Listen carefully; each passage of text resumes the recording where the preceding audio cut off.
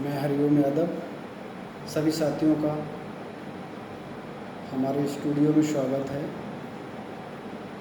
और आज हम आपको इतिहास का एक टॉपिक लेके चलेंगे जो मुगल वंश और बाबर से संबंधित होगा। तो भाइयों बड़ा ध्यान से सुने और इस वीडियो को ज़्यादा से ज़्यादा शेयर करें। चलो मैं स्टार्ट करता हूँ। इतिहास को वैसे 3 भागों में डिवाइड किया। इतिहास अपने आप में बहुत ब्रॉड सब्जेक्ट है, बहुत बड़ा सब्जेक्ट होने के कारण इतिहास को 3 कैटेगरी में डिवाइड कर दिया। प्राचीन इतिहास, मध्यकालीन इतिहास, आधुनिक इतिहास। अब इसी मध्यकालीन इतिहास में एक डायनेस्टी हुई है, मुगल डायनेस्टी, मुगल वंश। मुगल वंश के संस्थापक थे बाबर। उस बाबर के बारे में ही पूरा का पूरा सिनेरियो आपको मैं बताऊंगा, क्योंकि बाबर जिस वंश का, जिस डायनेस्टी का जो संस्थापक होता है, हर कंपटीशन में उससे 1-2 क्वेश्चन पुटअप निश्चित किए जाते हैं। देखिए 1526 से लेकर 1857 तक हमारे भारत पर मुगलों का शासन है। मुगल राजवंश, मुगल शासकों ने 1526 से लेकर और 1857 तक भारत पर लगातार शासन किया। तो सबसे पहली चीज है, संस्थापक कौन थे मुगल वंश के? बाबर। बाबर का जन्म 14 फरवरी 1483 ईस्वी में हुआ। अब देखिए बड़ा इंटरेस्टिंग बात है कि बाबर के जन्म के बारे में 14 फरवरी याद करने का सबसे अच्छा तरीका है, क्योंकि युवाओं का 14 फरवरी से बड़ा अच्छा लगाव है ना। वैलेंटाइन डे, समझ लेना कि वैलेंटाइन डे के दिन बाबर जमी पर आ गया। देखिए वो जगह थी फरगना, अफगानिस्तान में पड़ता है। तो फरगना नामक स्थान पर बाबर का जन्म हुआ। और जब बाबर का जन्म होगा तो निश्चित है, स्वाभाविक है कि माता पिता होंगे। और इधर भी ध्यान दें कि बाबर संस्थापक थे और अंतिम शासक थे उस समय बहादुर शाह जफर। तो मुगल वंश के अंतिम शासक को पूछा जाता है, तो मुगल वंश के अंतिम शासक थे बहादुर शाह जफर।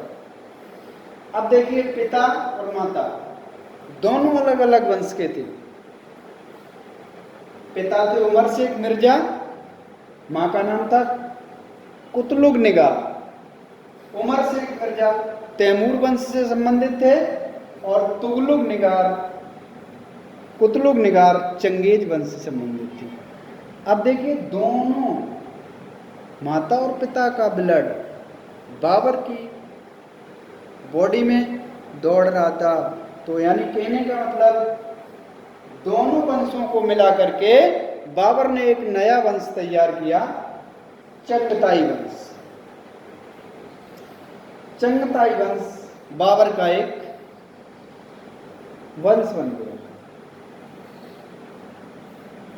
अब देखिए समय बदलता गया, परिवर्तन आता गया। तो मात्र 12 वर्ष की अवस्था में उस फरगना का राजा बाबर को बनना पड़ा। कारणवश 1494 को पिता की मृत्यु हो गई, फरगना का राजा बना दिया गया।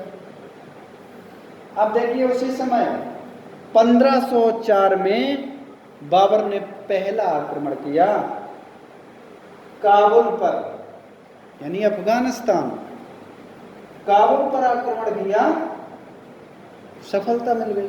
जब किसी को पहली सफलता मिल जाती है तो हौसले बुलंद हो जाते हैं, वो 7वें आसमां पर उड़ने लगता है।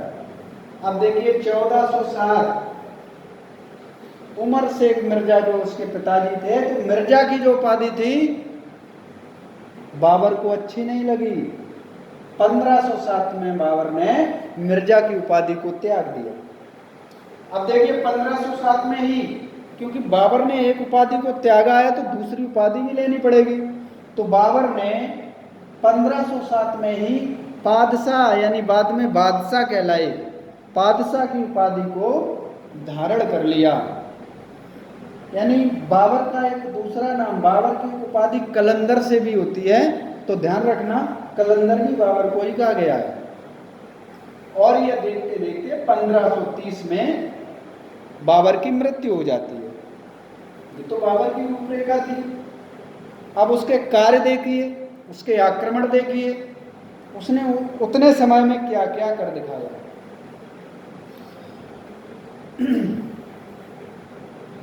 देखो बाबर के 5 आक्रमण महत्वपूर्ण हैं, जो मैंने देखा है टीजीटी, पीजीटी और अन्य कंपटीशन में भी, जीडी की भर्तियों में काफी देखा है। बाबर के युद्ध,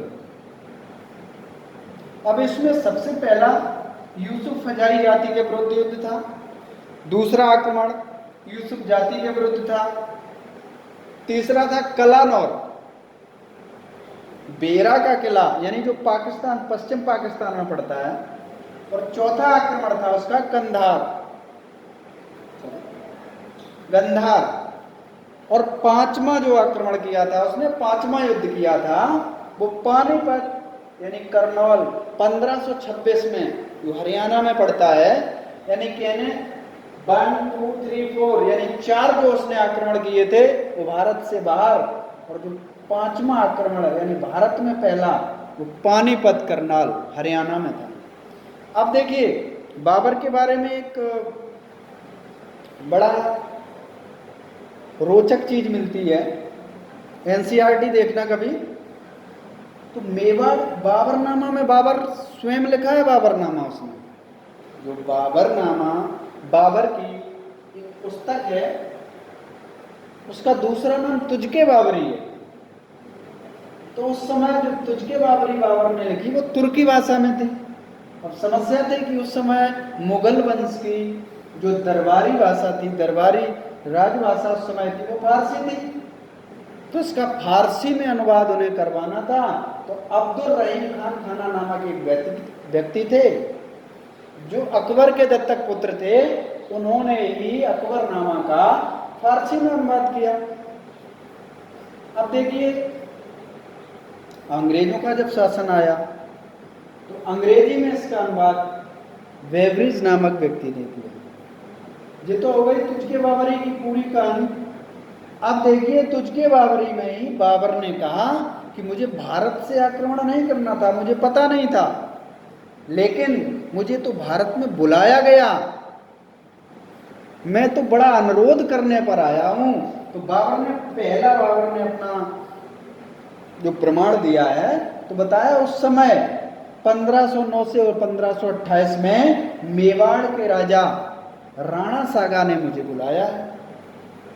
लेकिन इतिहास एक प्रमाण को नहीं मानता। इतिहास में जब तक उसकी 2-3 जगह से पुष्टि नहीं हो जाती तब तक उसे माना नहीं जाता। तो इसकी पुष्टि कहीं दूसरी जगह नहीं पाई गई, इसलिए इतिहासकारों ने इसे सही नहीं माना। अब देखिए दूसरी पुष्टि बाबर करता है कि दिल्ली पर आक्रमण मैंने, उस समय दिल्ली के जो अफगान शासक थे, उस समय इब्राहिम लोदी का शासन था। तो इब्राहिम लोदी के 2 लड़के थे, आलम खां लोदी, दौलत खां लोदी, जिन दोनों को उस समय लाहौर की जागीर सौंपी रखी थी। तो लाहौर की जागीर से ही इन दोनों ने बाबर को आमंत्रण दिया था, भारत पर आइए, आक्रमण कीजिए, हम लोग आपका पूरा सहयोग करेंगे। तो देखिए उस समय बाबर खेमन दर्रे से होकर के, यानी जम्मू कश्मीर खेमन दर्रे को पार किया। जैसे ही उसे शक हुआ दोनों पर, बाबर लौट गया। बाबर जब वापस लौट गया, अब देखिए उसके जो इंपॉर्टेंट चीज अब आ रही है आपकी, युद्ध जो भारत में हुए। देखो भारत में पानीपत का युद्ध 1526 में हुआ, और ध्यान रखना पानीपत में 3 युद्ध हुए, 1526, 1556 और 1757। लेकिन मैं बात करना चाहता हूं बाबर के बारे में। अब 21 अप्रैल 1526 में बाबर और इब्राहिम लोदी के बीच युद्ध हुआ। अब देखिए, जो बाबरनामा में साक्ष्य मिला था कि दिल्ली का अफगान राजा इब्राहिम लोदी, उसी से पहला युद्ध करना पड़ रहा है। देखिए 16 अप्रैल 1526 में बाबर और इब्राहिम लोदी के बीच पानीपत का प्रथम युद्ध हुआ, जिस युद्ध में बाबर की विजय हुई, क्योंकि उस समय बाबर अच्छे युद्ध स्तर में जाना जाता था। दूसरा युद्ध था 16 मार्च 1527, खानवा का युद्ध था, जो बाबर और राणा सांगा के बीच हुआ। अब देखिए, पहला और दूसरा युद्ध उन्हीं लोगों के बीच हो रहा है जिनका बाबर ने जिक्र किया था। तो बाबर को पहले पता था या इसके बारे में बताया गया होगा या वास्तव में क्या हुआ।